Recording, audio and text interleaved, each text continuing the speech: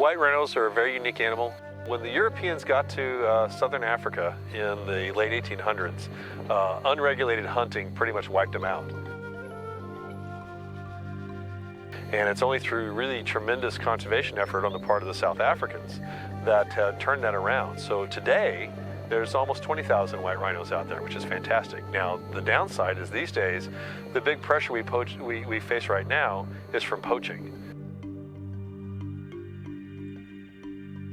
So these animals are killed for their horns, and it's used in mainly the main market is a traditional Asian medicine. People ascribe a number of different medicinal qualities to it, and none of that's ever been proven. Essentially, the horn is keratin. It's the same material that makes up fingernails and toenails, and it has no medical value. But these animals are killed, and the horn is ground up and consumed for various uses in the Asian market. And that's the big problem. You know, in the past several years, we had seen a really marked increase in poaching pressure on rhinos. And it's essentially organized crime. There's a market, there's money to be made, and there are people that make a whole lot of money killing rhinos and selling rhino horn. The big market now seems to be in Asia, in China and Vietnam especially. I do know that there's a case ascribed to a high-level politician who claimed that rhino horn had cured his cancer, and they thought that that drove a new demand for the horn.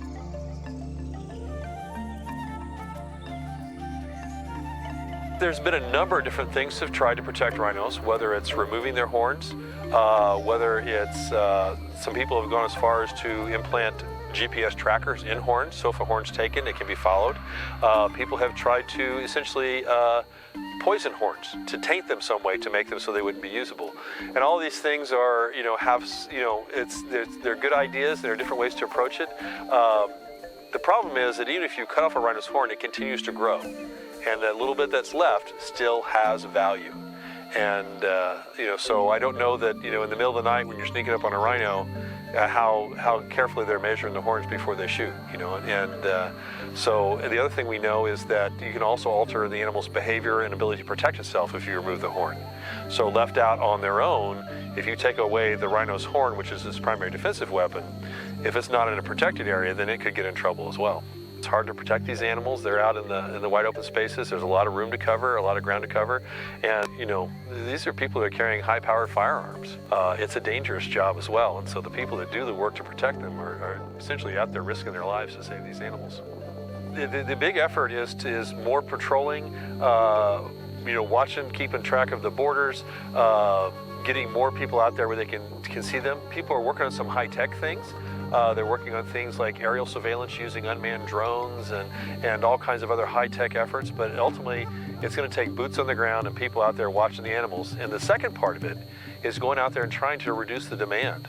So there's groups like Education Nature Vietnam, which is funded by the Columbus Youth Conservation Grant Program.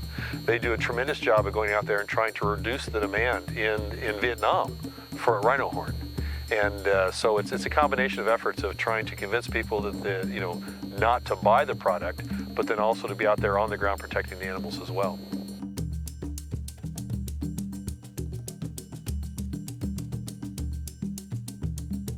Most of the governments are actually enforcing the different laws to protect these animals as well. Now, there's some interesting conversation going out there because there are some governments that feel that we should make rhino horn sale be legal, but very controlled, because they would want the money from those sales to help go back to help protect the rhinos. And there's a strong argument there to say that we know there's value there and that could make money to save the animals. The question is, would the money make it back to protect the animals? And could you control it once you open that market? So if you open a market for legal rhino horn, how do you differentiate that from illegal rhino horn that comes into the trade? So it's complicated. It's complicated, but it's also cheap, and so people are looking for ways to help fund that. And that's one of the interesting current discussions out there is whether or not we should allow some limited sale of rhino horn to help protect the rhinos.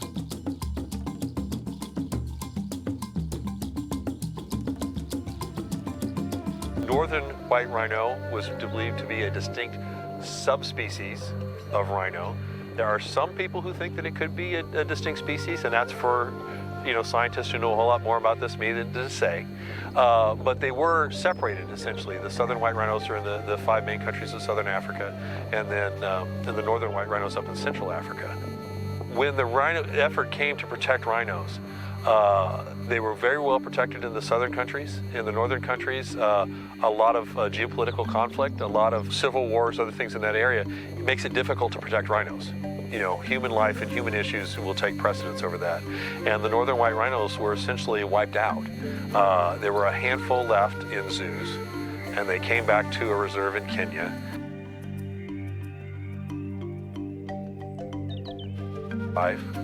But functionally, since they'll never be able to breed with another northern white rhino, the species is extinct. We've lost so many things, not just the northern white rhino, but other species as well. There are some efforts to reestablish rhino populations in Central Africa using southern white rhinos, and there's some pretty incredible scientific efforts being made essentially to resurrect the northern white rhino. We're talking Jurassic Park level stuff here. With the genetic material that's been saved from the animals that were in zoos, the idea would be that eventually you can essentially clone a northern white rhino and get a southern white rhino to carry that baby. Yeah, we're obviously, the loss of the northern white rhino is a tragedy, and the problem was we were too late. And we're not too late for some other animals. We're not too late for the southern white rhino. We're not too late for some of the others. And that's why we really want to make people aware of the issues that face rhinos, and to go out there and, like they say, go to the International Rhino Foundation, go to some of the other conservation groups and learn about them and help support them.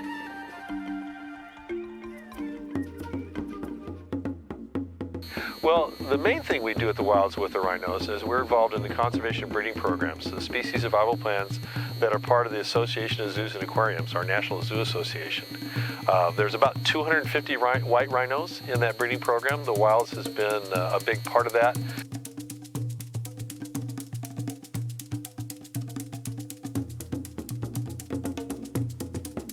One of the reasons that we're so proud of the program here is the number of babies that have been born here. We've had over 20 rhinos born at the Wilds. The very first one was in 2004.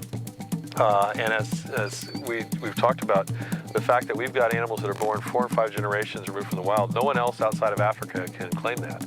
So we've got these beautiful wide open spaces. We can keep the animals in a natural social group, eating natural vegetation out here. It's about as close to being wild rhinos as we can get here in the United States.